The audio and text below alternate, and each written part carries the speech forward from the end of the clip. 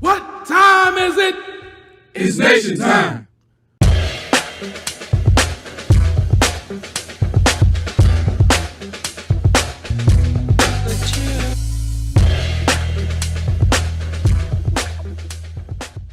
Reverend Abeo Brown, good morning from our beloved Shrine 9.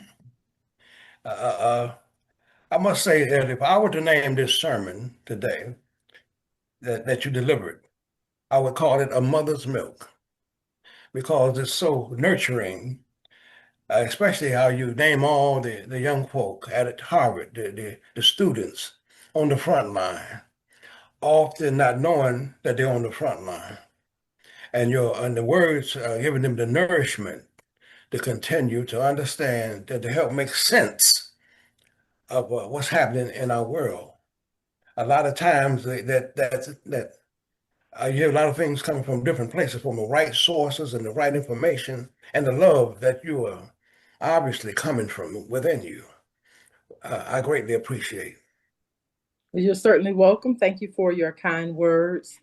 The sermon was very special because when thinking of the youth today and thinking of the Divine Shrine 9, I liken David's commitment to his mission, to his struggle for his generation, to that of you all's 50 years ago, coming to a place that was unknown, the battlefield of Atlanta, Georgia, still somewhat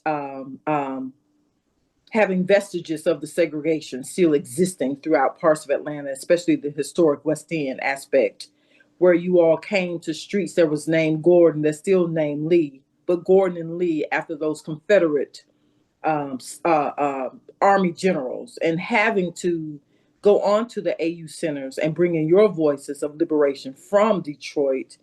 It just reminds me so much of King David, having that, what Reverend Dr. Teresa Fry Brown often refers to, that metamorphic boldness to proclaim, that Jesus is Black and Jesus is real. And this is what we've been called to do on for our mission. And just liking it to that the mission is generational. It's going to look, the battlefield, the Goliath, is going to look different from generation to generation to generation.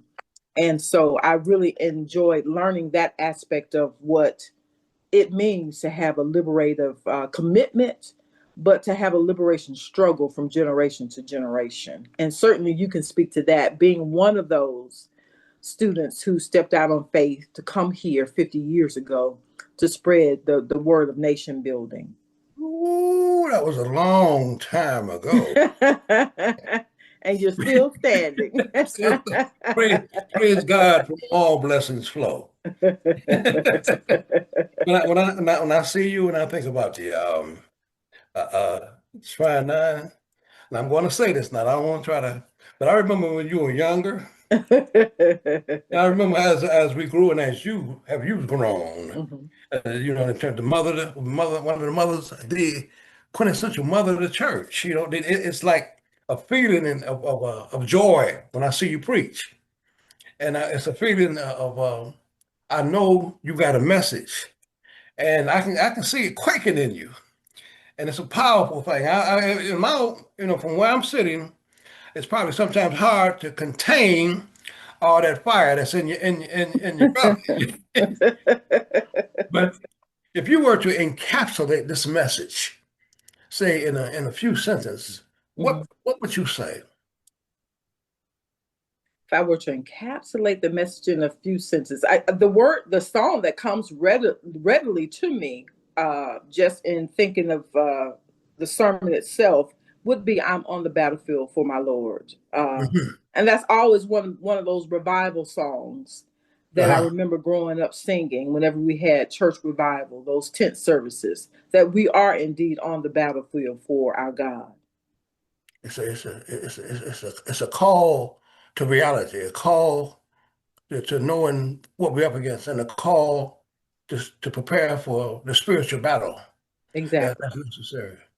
I think one of the things that really highlighted by David is that David, as you compare David and the political system and the structure to Goliath, Right. And I love that example that David didn't talk to Goliath.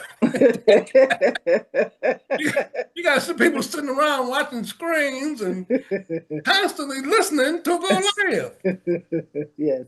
And for 40 days and 40 nights, which is a long time, it went on. Yes. Yes. And this young thing came out, and the Bible said it went straight to the problem, Straight to the battlefield. Yes. straight to the battlefield, Mm-hmm. because he was armored, Right. he was prepared, Yes. and so the resilience that they need, and understanding that they're on the battlefield, and comparing it to this, and getting to understand that the strength comes from God is an essential message that you're delivering. And I just want to tell you, the scripture that you use, describing that, then use other support scriptures and other support sayings. Now that last statement about by the rapper, I believe it was Mystical. The rapper Mystical.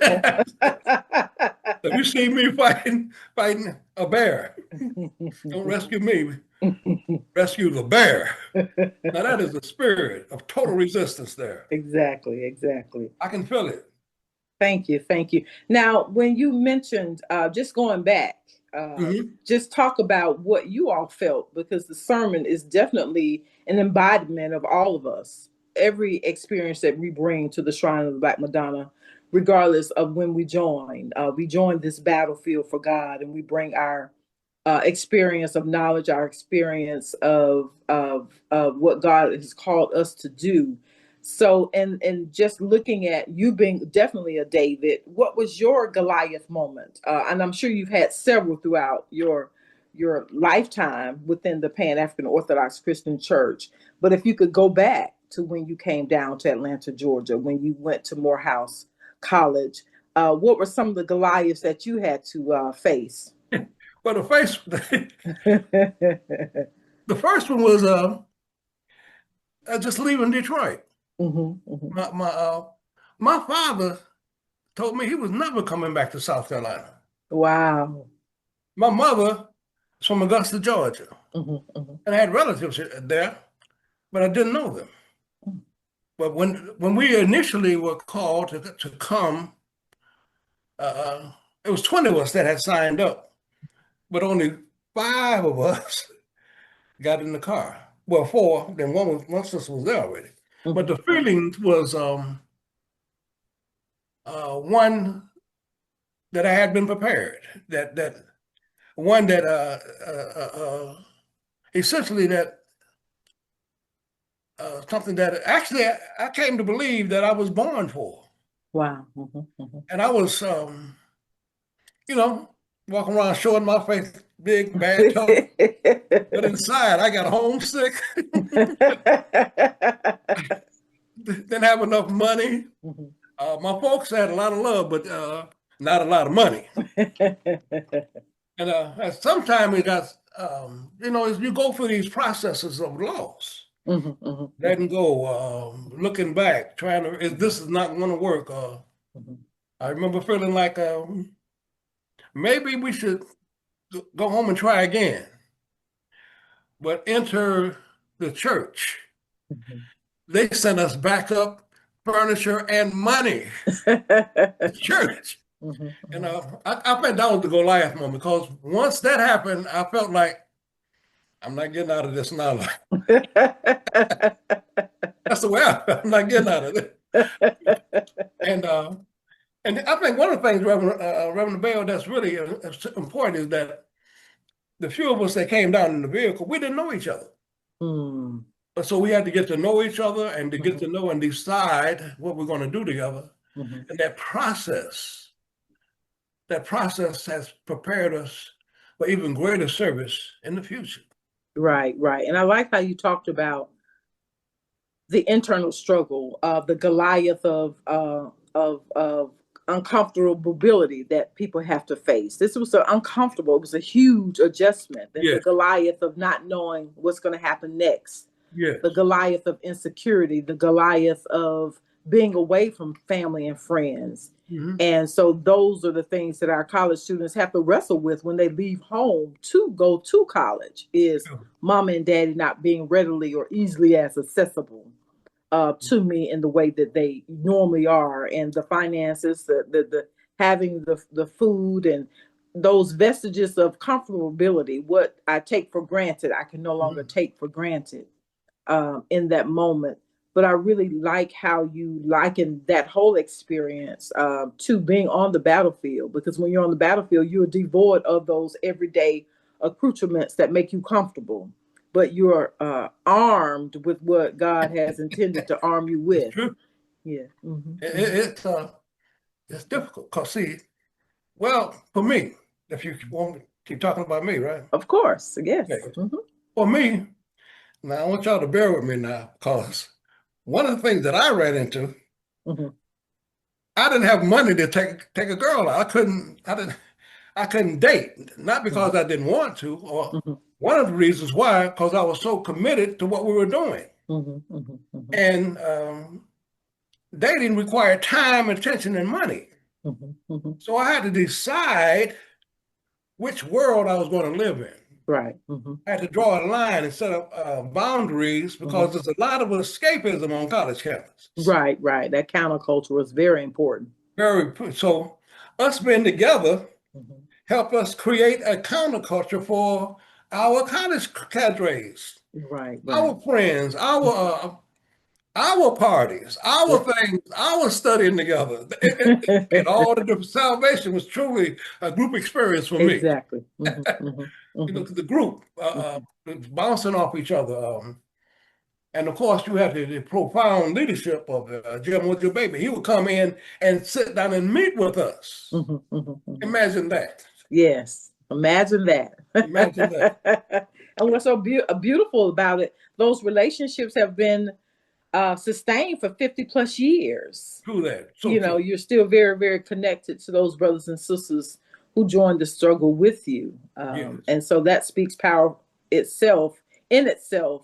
And unlike David, he had to walk past all of his brothers, 7 brothers. You had to walk past 7 of those jokers to do what they couldn't do or were afraid to do, which speaks to itself. So you all were very bold, because I'm sure if we look at it, what levels of ages you all were and the birth order in your families, and to look at, my baby brother did this, or my older sister did this. So that had to speak volumes in terms of the family unit, what each of us are called to do, no matter what our birth order is in a family. So that's one of the points that I hope resonated with audience too. No matter where you are, whether you're first, second, or last, there is a place for you in God's army. Tell the truth. My mother, she told me that my father would go up and down the street bragging about what I was doing. Oh, wow. But he didn't tell me. He wasn't the kind of guy to pick up a phone and say, "Oh, such." So he didn't talk to me. But when I arrived back, during the break, incidentally, that was the first time I got on the plane I had ever flown. Because we drove down there before for break, we flew back. And the most amazing experience in those days is when the church met us at the door of the National Training Center. Wow. I get chills all over, even now when I think about it. What I'm essentially saying, that God, through the church, through the fellowship, what I came to know. The fellowship, the going back and forth, the arguing, and then overcoming the challenges and changes, and the little bitty things, helping each other, being called overprotective, being called, stay out of my business. Sister, look, like one sister came in, got some of my clothes, fixed all of my zippers and buttons. Say, look, you represent us. Go ahead. So it's a 1,000 little things like that.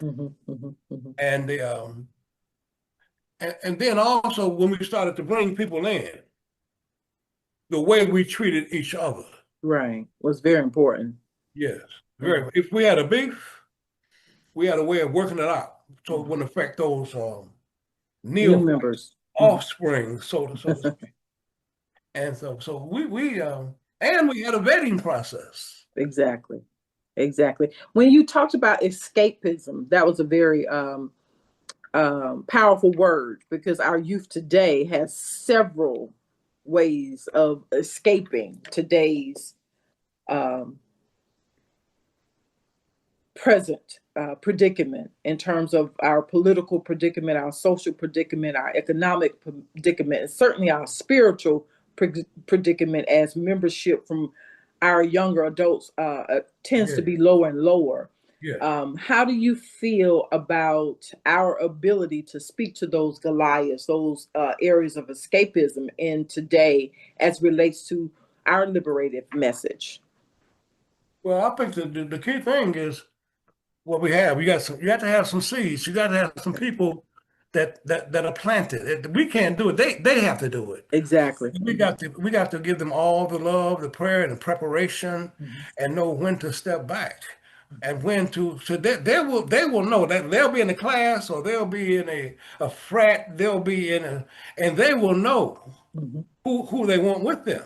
Exactly. They'll feel it, but it's truly an internal struggle and a coming together of a growth process that they're going through. This metamorphosis Right. happening as we speak.